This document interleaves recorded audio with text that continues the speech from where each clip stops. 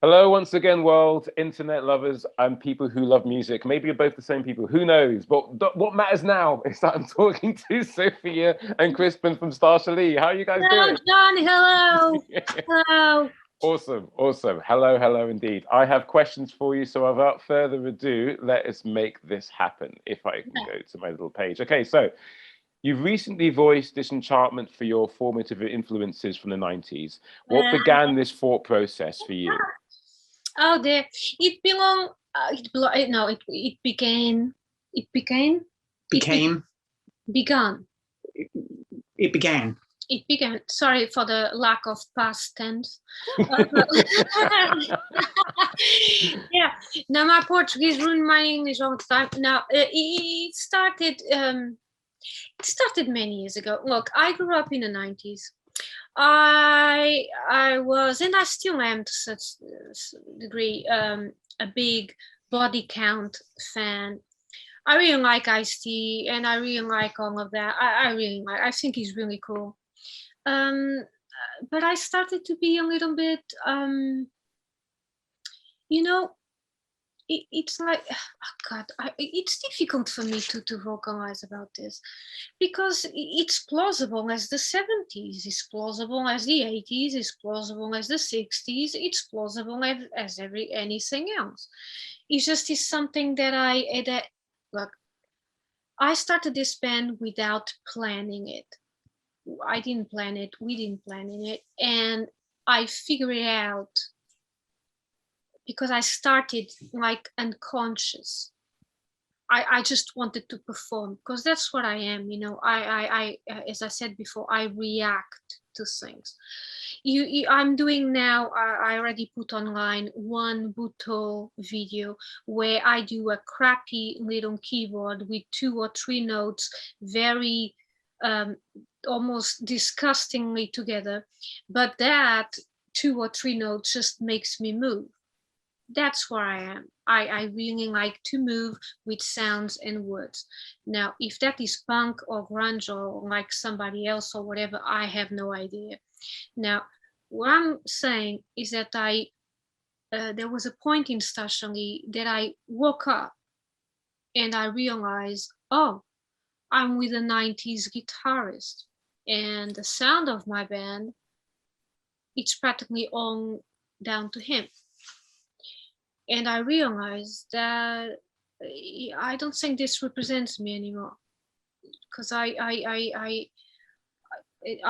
in a point of my life that I think silence it's way more violent.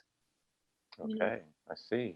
Well, I mean, it's quite interesting because essentially, if we look to the aesthetics and sounds of a period of time which maybe signaled rebellion, we see those things become commodified. Like I very much remember in the early 2000s, I'd see ideas that I would associate with the 90s becoming commodified. And so it made me kind of resist that particular era, if not reevaluate what truly was rebellion in the 90s. Doesn't mean I don't like it, and I think that's maybe like the freeway to peace on this, and that you're contextualizing certain ideas and understanding where they're at, and not necessarily needing to take them forward, but understanding what you can take from them philosophically and put them into something new. I mean, what would you think? I want to answer to life. No, honestly, I want to answer to life. I want to understand. What do you mean by that? Sorry. I mean that I wake up alive here and I want to understand, at least my understanding, what is that? Okay. And being in a music, how you say, genre doesn't do it for me. Now, I'm speaking against me and my band because you listen to Starsha Lee, wait a minute, what are you talking about? You just sound like, I don't know, a ripoff of the Amanda Gallas, you sound like a Lydia Lunch and whatever. I have, now, about the Amanda Gallas, everybody knows because I make it clear that I really like her as a singer. She is my favorite alternative singer, no doubt. Okay. And why should I hide that? Anyway, but it's not that. I don't see things as the surface. I see things what is underneath, the underlayers. My underlayers is an existential angst. Because I don't know what this is all about. And I'll never will. I'll never will. Look, if we are cells in a big body, imagine we are a big body and we are as cells and as our cells in our body. And this is what we call universe. I have no idea.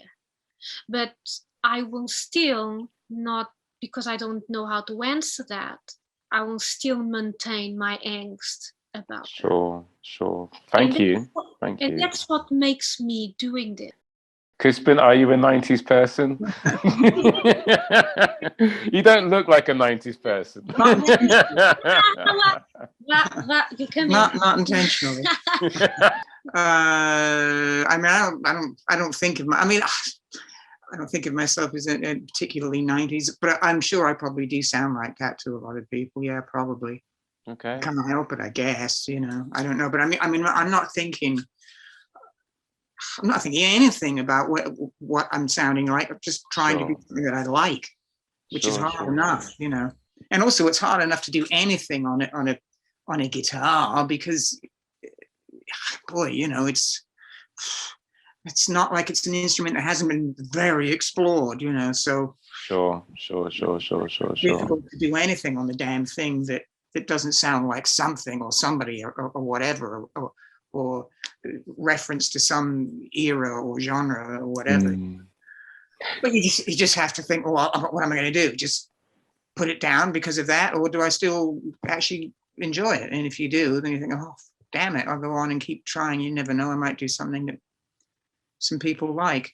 Yeah, it's interesting because both of you collectively are like always in like, say, what I think of as like, say, post Beatles, mid 70s John Lennon myth demolition mode. You're just constantly trying to destroy what it is that you're about by either demystifying it, or in Sofia's case, saying that she hates it, or wait, hates everything. So at least you're being fair. I don't hate everything. I don't. No, I know you don't. I know you don't. You do enough self reticence while she's basically aggressively saying that this is all meaningless. So quite intriguing. But I do have one more question before we go, because we have so much to pack in. So let me just get this next question. So how have your academic studies, Sofia, affected your art, if at all?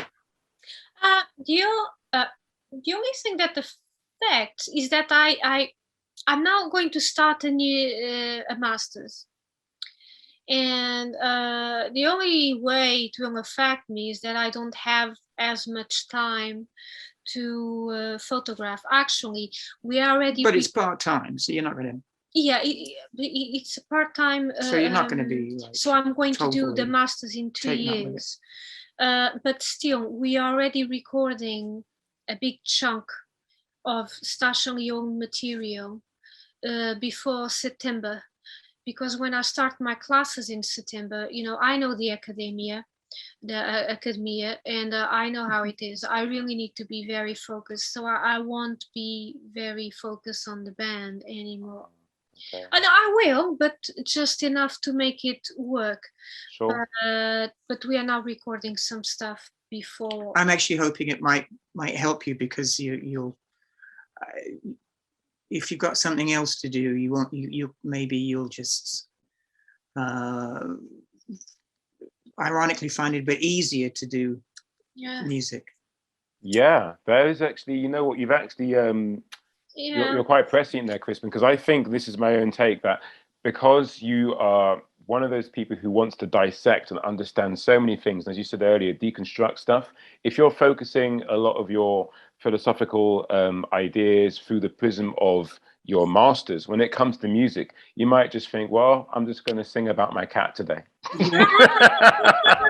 I can't wait to see that, because that's my prediction, that you'll have a phase. It's like the one rule is that I will not take anything seriously. And I think you take so much seriously, and that's become part of what you are for a lot of people musically. But I think there's a whole other aspect to you, a very playful side, which we see in these interviews, which I think will come out in your music in some way. So that's my prediction. Yeah, because Sofia makes everything a massive mountain to climb, you know, and it'd be nice to see you do something that isn't such a mountain. He explains me. Here you go. But Here anyway, you there you go. go. He knows. Thank you so much for your time. Thank We you. will Thank you. talk Thank you, again Tom. in the Thank future. you. For now, Okay. let everyone know, when's your EP coming out?